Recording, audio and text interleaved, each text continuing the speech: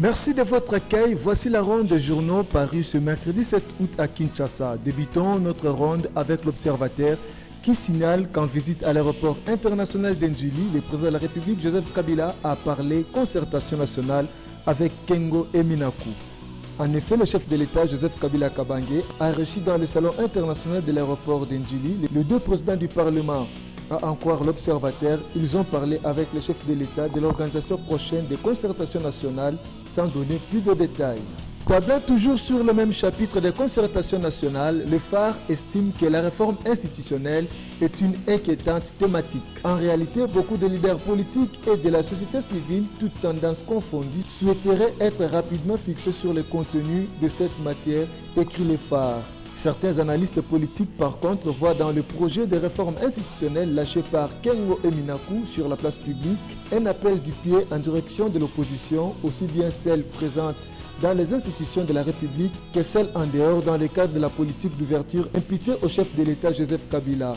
Ainsi pourrait être résolue la question ultra sensible de la crise de la légitimité au sommet de l'État. Une autre piste de réforme institutionnelle pourrait se présenter sous la forme d'une nouvelle transition politique de type conférence nationale ou dialogue intercongolais projette les phares. Parlant toujours du dialogue, Forum des As revient sur l'appel d'Esaïe Ngoma qui demande aux Congolais de ne pas avoir peur par rapport au dialogue.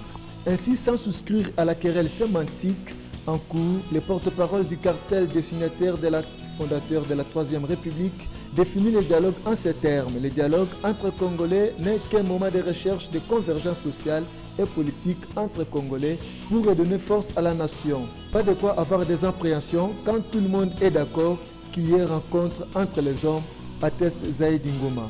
Africa News de son côté parle de l'ambiguïté de l'ONU en République démocratique du Congo où il trouve la conduite de Mary Robinson suspecte.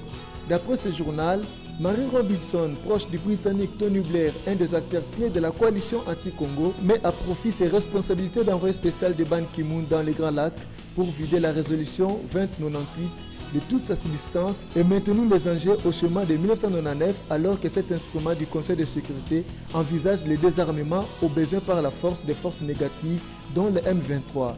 Elle semble la réécrire unilatéralement en limitant l'action de la brigade internationale à la promotion des négociations politiques avec les rebelles, fustige Africa News. Le palmarès quant à lui met en exergue l'ultimatum de la population de Goma adressé à la MONUSCO.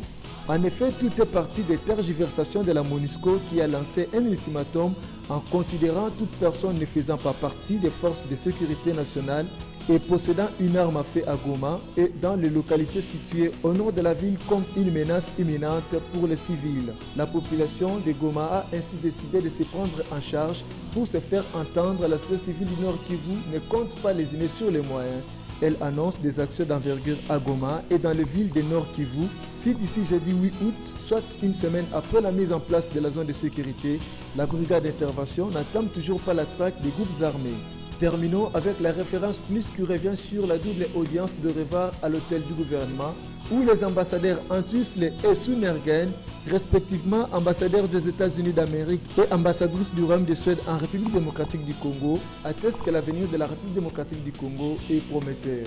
Ces deux personnalités ont reconnu des progrès réalisés par le gouvernement sur le plan macroéconomique, la maîtrise du taux d'inflation et la bancarisation des salaires des fonctionnaires de l'État, des choses très difficiles à réaliser, mais pour lesquelles le Premier ministre a démontré que le progrès est bien possible et qu'on peut le faire si on a la détermination, écrit la référence plus.